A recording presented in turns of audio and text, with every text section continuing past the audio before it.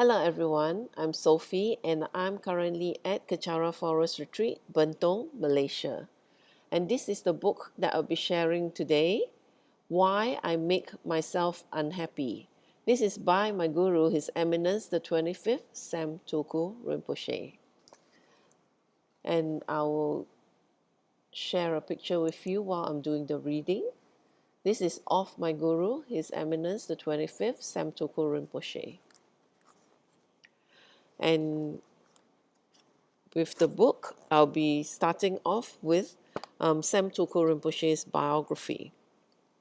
Throughout history, there have been beings of an exceptionally selfless nature whose only wish was to bring happiness and eliminate suffering.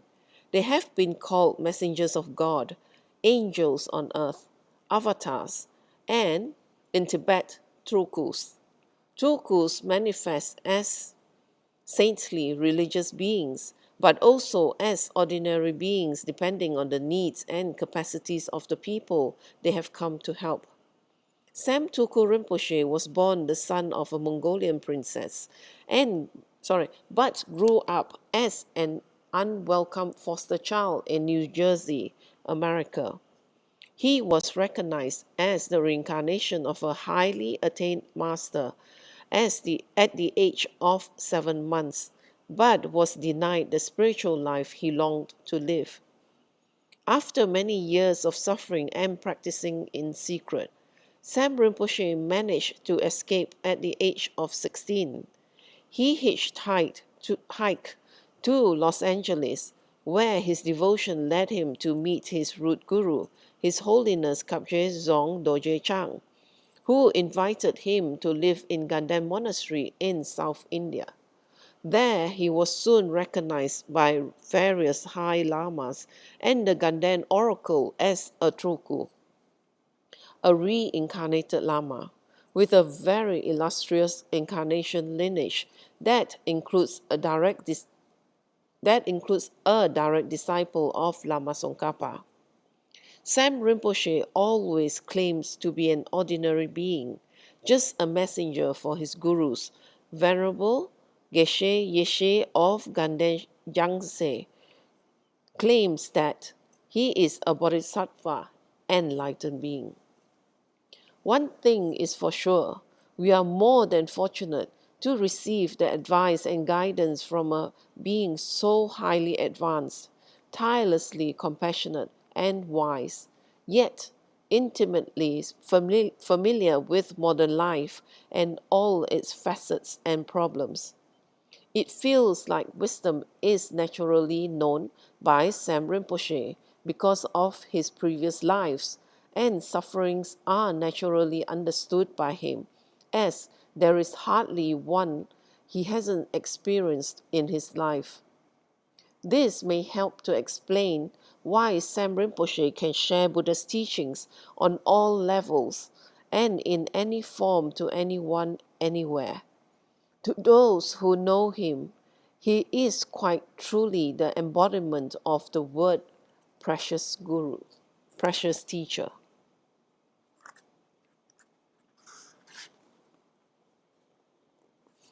And here, a poem by Sam Tuku Rinpoche written on the 13th March 2005. The title, To Dry Their Tears with Dharma. When I think of my Lord Kapje Zong Rinpoche, I'm amazed I had a chance to be with him and receive the treasure trove of love, life, knowledge, and care. Tears stream forth as I miss his physical presence so much. When I contemplate on Lord Buddha, I'm overwhelmed that I have the merits to know of him. Tears overflow, and may I never separate from him. When I think of the wholesome truth and its liberating power, the Dharma, I want to share with others as much tears stream down their faces. I want to dry their tears with Dharma. Being often alone, destitute most of my life and homeless, I am in deep debt to the Holy Sangha that advised, clothed, and sheltered me. As my eyes cloud with tears at their practice of generosity to me. When things become bleak, hopeless, dangerous, depressive, and death seemed welcoming, my Dharma protector rescued, saved, protected, and gave me what I needed. I cried in shame, knowing I'm not worthy.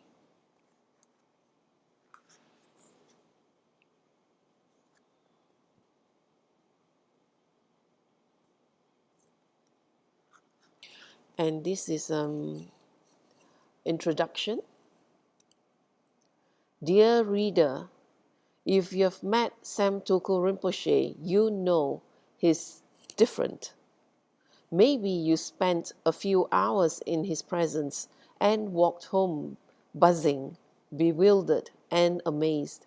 It may have been a life-changing conversation in an all-night restaurant over a plate of noodles shared with friends. It may have been in his living room while he's playing with his dog Yogi, silently reciting 300 pages of his daily prayers, or forcing you to watch an old Betty Davis movie. Rapid fire joking until your ears fall off. It could have been at a Dharma talk with many people who found their questions answered without having asked. Maybe you sat with him in the traditional Tibetan audience room of one of his gurus in India or Nepal. Perhaps you were a beggar by the roadside when Sam Rinpoche stopped the bus he was on and brought you food and the sweetest smile. Or a rickshaw driver who he accompanied home put a cover on your bed, a Tara statue in your room, and a door on your hut. Wherever it was and whoever you are, now you know there is someone who can reach you, someone who can touch you and turn your mind from harm. Now you know kindness is alive and you are not alone. If you have had the great fortune to be around Sam Rinpoche for a while, suddenly or gradually, you see that he truly is an embodiment of holy qualities. Your heart falls in love and you want to be just like that. Then you learn that it's not that easy. Old habits die so hard. You want to run and despair. Hopefully, we remember just before boarding another train to nowhere that transforming poison into medicine is possible. It is possible, and this is what Sam Rinpoche tells us in so many ways. It takes a while, but it is possible to become a kind being, a patient being, a blessing light to all who see us. May you find inspiration, consolation, and truckloads of encouragement in these words of our precious teacher and unfailing friend. They are a reflection of the truth hidden in all of us. They come from the love we are, urging us to remember our luminous, spacious nature, where giving is receiving. These pages are reaching out to you for a reason. To bring us together again? Oh, yes. United we stand, wherever we are. Why hide any longer? Only darkness dies, and we are the light that lives. We are all the dawn to come. May this book inspire you to seek and be found by a spiritual friend who can truly move you. They do exist. They are what makes life precious. Chapter 1. Experiences fade, actions remain. All experiences we have fade into a dream. The activities we do during those experiences do not fade. These are my notes that, when I woke up, I wrote down. Everything that you've experienced from the time you were born until now, many of those things, many details you can't remember anymore. You can't. You can't even recall. In fact, when someone tells you something or reminds you about it, you go, "Oh, did that happen?" Or sometimes little bits and memories come back. Even when we were a little child, things that we threw fits on, we threw our bottles down, we screamed and we hit our mothers and fathers, they were so serious at that time. At that moment it was happening. It was so incredibly serious. But now it's just a distant dream.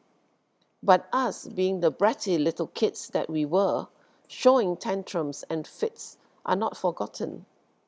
And when we grow up as adults, when we are temperamental and we are difficult and we are angersome, our parents or people who knew us will say, "Oh yeah, they were like that as a child." So what happens is, whatever we do, the experiences that we have fade away, and they go away, and they disappear, and they don't matter anymore. In fact, by next week, you won't even remember we had a Dharma teaching this week. And for some of us, what was taught here and explained here by next week is already forgotten. That's not an insult. That's the way our mind works, unfortunately. The experiences we have, whether it's pleasant or unpleasant, we experience the experience like watching a drama or a play. During a drama or play, it's very intense if the actors and actresses are really good. They make you cry, they make you laugh, they make you feel anxiety. You feel real. Why? Because your mind is totally absorbed in that play. Totally. But when the play is over, when the show is over, you come back to reality.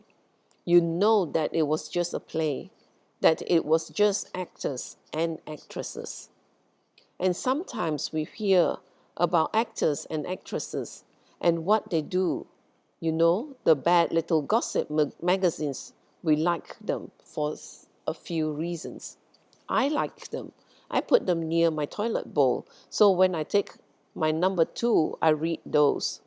I haven't read Dharma books in there, I can't read Dharma books in there, so I bring the next best things, samsara. So I have my little gossip magazines about who's having what liposuction, who broke up with whom, who's with whom, who's suspected of this, and all that stuff, And I put it next to my toilet, and I read it when I'm taking my number 2.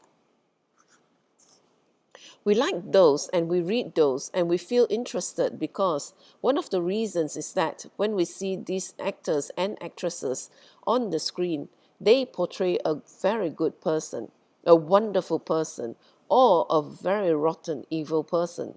They portray a certain kind of character and we kind of identify them with that. So when we read these magazines and they don't match the character, we find it interesting. For example, you may see an actress play a nun, the part of a nun where she is really holy, blah blah blah, like Audrey Hepburn in that nun story. And when she's so wonderful and holy, fabulous and everything, and then you read in the magazine she's divorced 4 times, you're like, what kind of nun is that? And you find it interesting. Why? Because it doesn't match their character. So we like that. That's something subconscious in all of us. And we are like, oh, they can do that, and they can do this, and it's fun. In any case, similarly, things that happen to us, good and bad, are like a play or a show. Think about it. No matter how much intensity we put into the experience will pass. What happens will pass. And the people we had the good or bad experience with will pass and go away. and they fade into a dream. Think about relationships and friends and people we've known 10 years ago, 5 years ago, 4 years ago, a year ago. Some you can't even remember, some you don't want to remember. They fade, and even the people we have relationships with now and in the future will be memories. Sometimes not even memories, but the actions we do with them do not become memories. What we do with people and the experiences do not become memories. For example, when we're riding in traffic and someone cuts us off and we immediately aggressively chase after them, the chasing will be done, but the action of anger and chasing them and wanting to get them and scare them and get them back and teach them a lesson doesn't go away. Why? We reinforce our anger, we experience the anger, and we feel familiar with it. And when there's no immediate repercussion, we engage in it again and again and again until it becomes something very serious. Similarly, if we have a negative experience with someone, a negative experience, once it's over, that person is gone. Maybe we don't talk to them ever again. The experience we had with that person is gone, but the action we've done with that person is not gone. Whatever we've said and done is hurtful and damaging to the other person, equates into karma, and that karma remains, and that karma goes on. The horrible part about that karma is that it multiplies daily. And the next horrible thing about karma is that it comes back to us. So whatever we do with the person, whether it's our parents, whether it's our girlfriends and boyfriends, whether it's friends, whether it's social people, whether it's the fancy of the moment, it will pass. And when it passes, we can't even remember anymore. But unfortunately, the action stays. And if we don't believe in karma, it's okay also. I'm not here to force it down your throats. But if you don't believe in karma, you can believe in this. The action stays because you reinforce your action. Let's say we are very attached to a relationship and we put all our energy into a relationship. It fades, it goes away, and all the energy and time that we put into the relationship is gone. It's totally gone. And if we try to recapture and get it back, it will be worse than before. It will never be like that. The karma for it is gone. Now, if we have a good relationship and then we end it, and then we want another good relationship, we end it.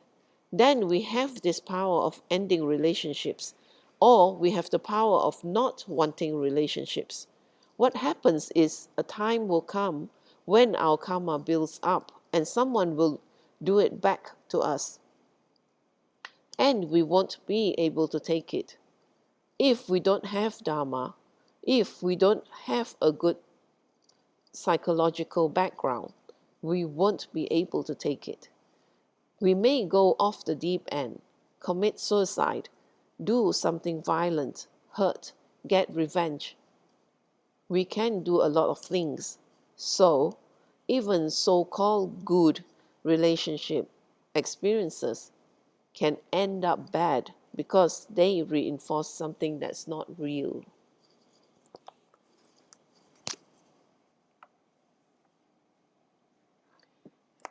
And with that, I end the session for now.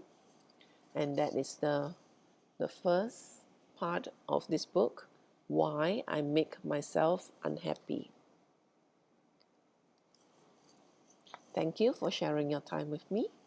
And I'll end this with a completion dedication. And let me do it in English. May the precious body-mind, where it is not born, arise and grow. May that bond have no decline, but increase forevermore. May the precious emptiness, where it is not born, arise and grow. May that bond have no decline, but increase forevermore. May this merit, accumulated by myself and others, beneficially serve all sentient beings and the Buddha Dharma, and especially may the essential teachings of the unerring Master Tsongkhapa become clear and enduring. In all my rebirths may I not be parted from perfect gurus. Let me enjoy the abundance of the Dharma. Perfecting the qualities, stages, and paths, may I quickly attain the rank of Vrajadhara Buddha. By this virtue may I quickly realize Guru Buddhahood and transfer each sentient being into that enlightened state. May all conducive conditions arise and all obstacles be pacified in order to increase infinitely the doctrine of the spiritual king Tsongkhapa. By the merits of the 3 times of myself and others, may the doctrine of Lama Tsongkhapa blaze forever. At dawn or dusk, at night or midday, may the 3 jewels grant us their blessing. May they help us to achieve all realizations and sprinkle the path of our lives with various signs of auspiciousness. May the holy teachers have long lives. May the enlightened activities be fully displayed in the 10 directions.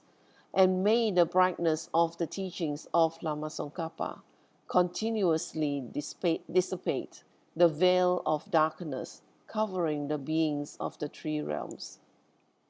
In this holy land surrounded by snow mountains, you are the source of all benefit and happiness. May your lotus feet, O powerful Tenzin Gyatso, remain in this world until the end of existence. And thank you again for sharing your time with me, and I do hope that you will join me again for my next session.